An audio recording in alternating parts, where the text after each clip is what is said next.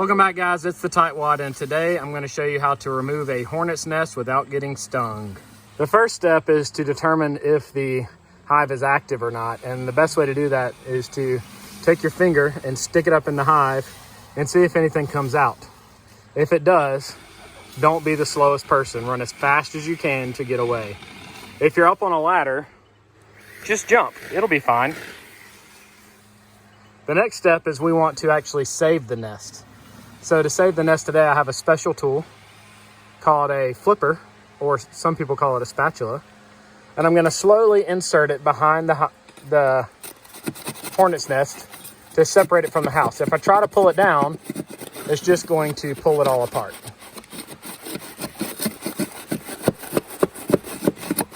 At this point, if there are still no hornets coming out, you know that it is not an active hive. Once it's fully released, you can drop your flipper on the ground and carefully remove the last pieces that are attached. And you've now successfully removed your hornet's nest.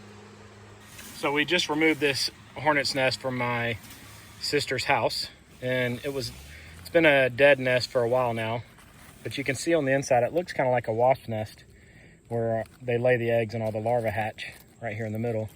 Then it has all these layers on the outside, and they feel a lot like paper. So that's the hole where they enter and exit. And you can also see how the outside looks almost like paper mache.